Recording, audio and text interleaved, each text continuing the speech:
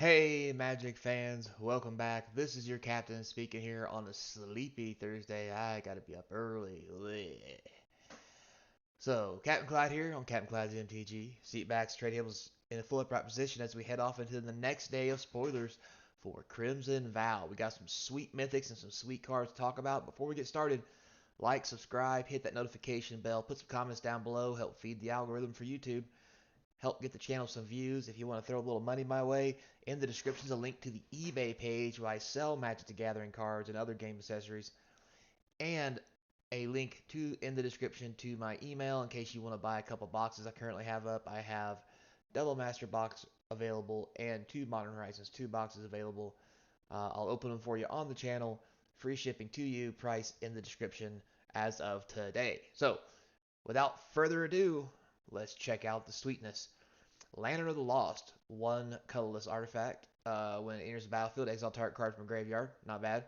Tap Lantern of the Lost, exile all cards from all graveyards, and draw a card. So this is almost the same as um, the Relic. So not bad. It's gonna be really good. Uh, it's not as good because you can't just sacrifice it. So eh. You do it is one in tap and it's only a one-time effect. But you do still get to draw a card. This is probably going to see standard play and lots of play in Commander, maybe even some other formats, depending on how all it goes. So, moving right along, next we have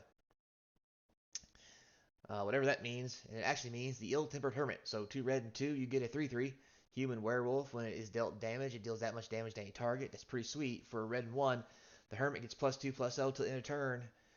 And then, once you make him mad, he's the Howling Pack Avenger, a 4/4 that does the same thing. Damage dealt to his dealt to any target, and gets +2/+0 to end a turn. So it just gets one bigger for free. And it's red. And it's a rare. Hmm.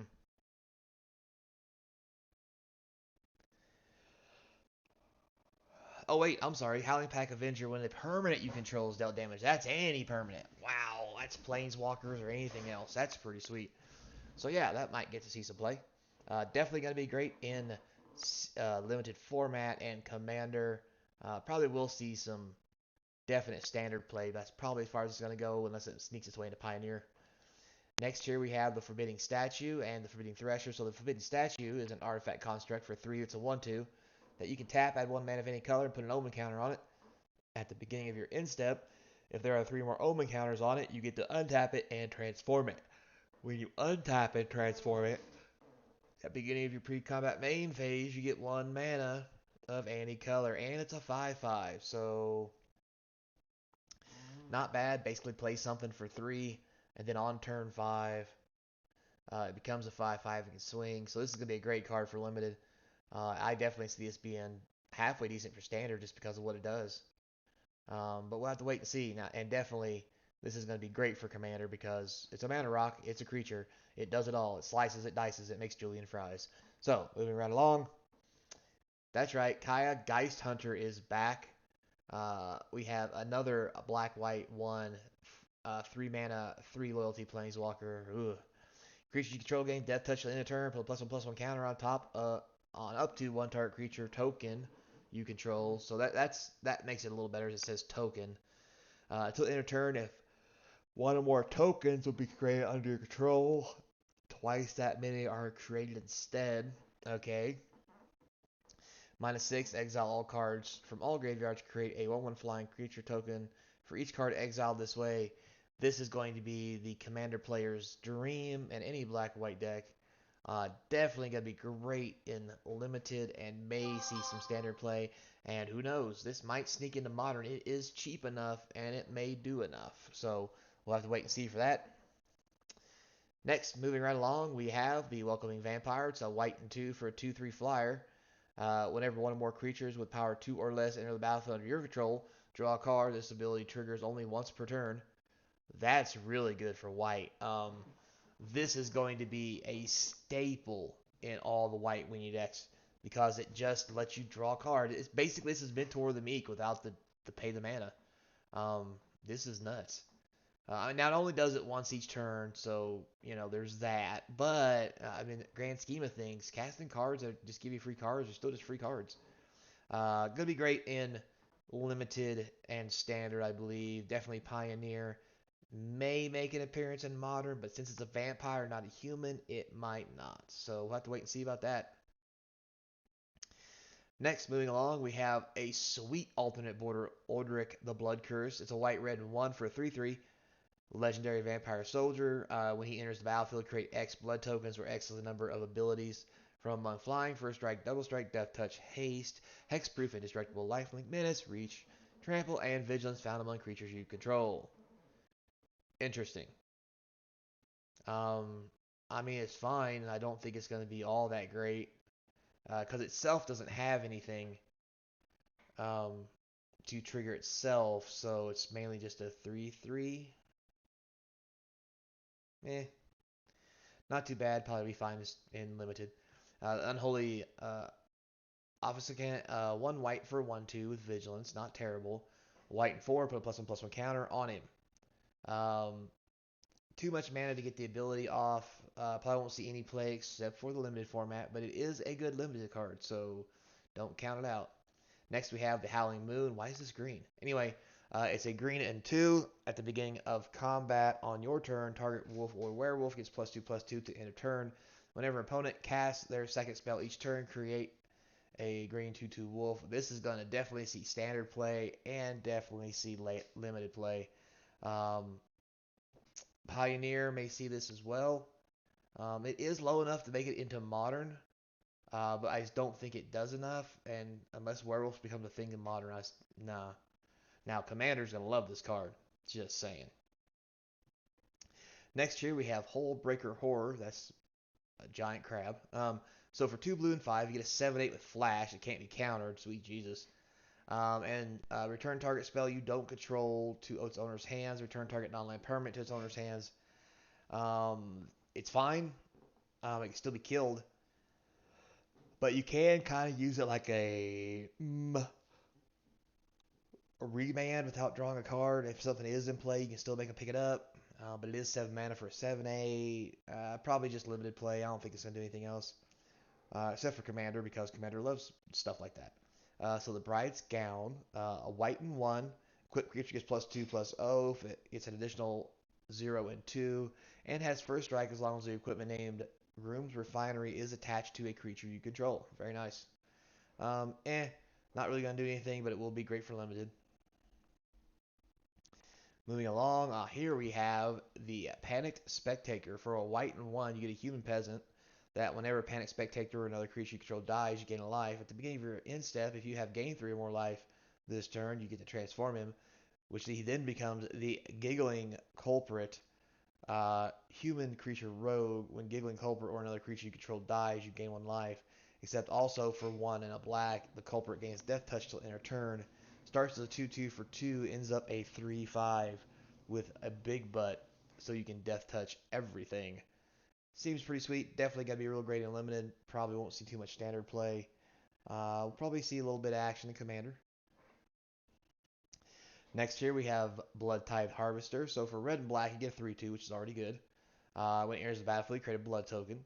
And by tapping and sacrificing Blood Tithe Harvester, target creature gets -X/-X to end of turn, where X is twice the number of blood tokens you control. This is going to be great in limited, and there's probably going to be a deck around this in standard. Just saying. So yeah. Moving along, next we have a sanguine statuette. So for a red and 1, when it enters the battlefield, you create a blood token. Whenever you sacrifice a blood token, you may have it become a 3/3 vampire artifact creature token with haste till end of turn. Not terrible. Um, Still probably only going to see play. Well, now that I think about it, it might not see play in limited because it doesn't have flying. It's just a 3/3 vampire. Um, so we'll have to wait and see. It's a little on the low side for me. I don't think it's going to see anything but limited at best. Next we have, there he is, boys. We found him. It's Edgar, the Charmed Groom. So Edgar, for a white, black, and 2 is a 4/4. Other vampires get +1/+1. And when Edgar, the Charmed Groom, dies, return it to the battlefield transformed, which comes in as Edgar Markov's Coffin. At the beginning of your upkeep, create a 1/1 white and black vampire creature token with lifelink and put a bloodline counter on the coffin. If there are 3 or more bloodline counters on it, remove those counters and transform it. This is going to be really hard to deal with unless it gets exiled. So this is going to be a pretty sweet card in all formats, limited, even standard, and definitely commander. 4 mana is probably still a lot though for some of the other formats, except maybe Pioneer. Next here we have Markov waltzer, a white red and 2 for a 1/3 flying haste. Beginning combat on your turn, up to 2 target creatures you control each get +1/+0. So basically it's a 2/3 for 4 with flying and haste. I mean, it's a fine card for limited, but it's not going to see any play outside of that. It just doesn't do enough. It costs too much. The Griffin cavalry, a white and 3 for a 2/2 with flying, has training. For those of you who don't remember, training is the new mechanic that when 2 creatures attack, if the creature with training has a smaller attack than the other creature attacking with it, the creature with training gets a +1/+1 counter. Now, whenever the cavalry attacks, you may pay a white and 1. If you do, target attacking creatures without flying gains flying to the end of turn, which makes this a limited powerhouse. Well, not only can you attack with this flyer, but anything else on the board becomes a flyer as well. Other than that, probably not going to see play anywhere but limited. Next here we have, it's a mythic. We have Jacob Honkin, the Investigator. Honkin. Anyway, a blue and 1. You get a legendary creature human advisor. For tapping, you draw a card, then exile a card in your hand face down. You may look at the card as long as it remains exiled. Then you may pay 4 blue. If you do, transform the Investigator. At the beginning of your upkeep, exile top card of your library face down. You may look at cards as long as it remains exiled. Once during each of your turns, you may play a land or cast a spell from the cards exiled by this permanent without paying its mana cost. More of the no mana cost stuff. So this seems like a fine card. It's an 0/2, so it's not going to do any beatdowns. But transforming this thing is nuts, plus you get to draw a card. I think it's going to be great in limited. Standard's probably going to have some kind of shenanigans. Commander's going to love this thing. And it might see Pioneer play, but 6 mana is a bit much, so we're going to have to wait and see how good it really is. We have the Cemetery Gatekeeper for a red and 1. It was another mythic. You get a 2/1 first striker. Very nice. When it enters the battlefield, exile a card from your graveyard. Whenever any player plays a land or casts a spell, if it is the same type as the exile card, Cemetery Gatekeeper deals 2 damage to that player. Very interesting. This is going to be really good for Red Rush. I think it's going to see a lot of limited play and tons of standard. This may even end up in Modern and Pioneer and the older formats, cause 2 mana for a 2/1 first striker is pretty sweet. Plus, with its ability to do extra damage, seems really good. So, moving right along. Olivias Attendance. So, for 2 red and 4, you get a Vampire with Menace. That's 6/6. The Attendants, when they deal damage, you create that many blood tokens. Sweet Jesus. For red and 2, the Attendants deal 1 damage to any target. This is a really good rare. Definitely going to be a powerhouse in limited. I don't think it's going to be as good in standard because 6 mana is a lot for what this does, but who knows? But yeah, I think that's probably about as far as it's going to go. Moving right along, we have Crawling Infestation, a green and 2. It's an enchantment. At the beginning of your upkeep, you get the mill 2 cards. Ooh. Whenever 1 or more creature cards are put into your graveyard for anywhere, create a 1/1 green insect creature token. Only triggers once each turn. So this goes right along with the other mulch decks and things like that. So this actually might see some play, but I honestly don't think it's going to see play anywhere except maybe standard, just on the get-go. Unless they start sticking this in dredge and modern, but heaven forbid. Anyway, moving on. We have the Cobbled Lancer. So for 1 blue, you get a 3/3. As an additional cost to cast a spell, you have to exile a creature card from your graveyard. And then for 4 mana, the Lancer, you can exile the Lancer from your graveyard to draw a card. This seems really good. Great for limited. Probably going to be pretty sweet for Commander. Definitely for the Pioneer form I hadn't seen. It'll do really good for like a mono blue style decks, but I just don't know if this is going to have enough gruff to make it in standard. Yes, it's a 3/3 for 3, but that extra condition of getting a creature out of their discard means it's not going to happen on turn 1. At best, it's going to happen on turn 2. And even then, is it good enough if it happens on turn 2? Because Ranger class gets real big real quick and can really outshine this. Moving right along. We have catapult fodder, black and 2 for a 1/5 at the beginning of combat on your turn. If you control 3 or more creatures and they each have toughness greater than their power, you get to transform it, which turns into a 2/6, which says for a black and 2, sacrifice another creature. Target opponent loses life equal to its toughness. So there is a toughness-based theme of butt fighting and dealing damage with butts. So it's all about the butts. So I guess you could say in Innistrad or Crimson Vow, they like big butts, and I cannot lie. Anyway, moving on, we won't go there. Next we have aver, brook, caretaker. So for 2 green and 4, you get a 4/4 with hexproof. And at the beginning of combat on your turn, put 2 +1/+1 counters on another target creature you control. Really sweet. Now, if you manage to flip this bad boy, becomes a 6/6 with hexproof. Other permanents you control have hexproof. And at the beginning of combat on your turn, put 2 +1/+2 counters on each creature you control. This is going to be a powerhouse, not only in limited, but definitely in standard.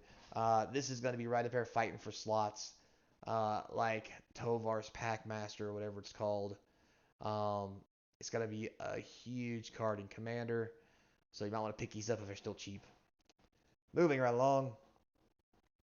Next we have Wolfkin Outcast, which is a 5/4 for 6. Costs 2 less if you control werewolf or wolf, which makes it a green and 3. So 4 mana. It's an uncommon. When you flip it, it becomes a 6/5 where it says Wedding Crasher or another wolf you control dies. You get to draw a card, which is pretty sweet. Gonna be great in limited. Probably the only place it's gonna see play. It may see play in standard because if you're playing a wolf deck, a 4 mana 5/4 just seems good to me. That becomes a 6/5 is, yeah, it then draws a card if it dies. This is a thing, yeah. Anyway, moving on. Next we have Creepy Puppeteer. So the Creepy Puppeteers are 4/3 for 4, red and 3. Has haste, that's cool. When it attacks, if you attack with exactly one other creature this combat, you may have that creature's base power and toughness become 4/3 until end of turn. Doesn't seem real good. Unless you're playing a token deck or something weird like that. So probably really just a limited play, I guess. I just don't see this being good enough for standard. I mean, we have dragons and stuff for 4 mana that are better than this, so yeah. Sorry. Alright, guys, so that's the end of the spoilers for the day. Thanks a lot for watching. I really do appreciate it. Thanks for letting me entertain you. And remember, until next time, be kind, and I will see you at the Crimson Vow pre-release event across from the game table. See you there.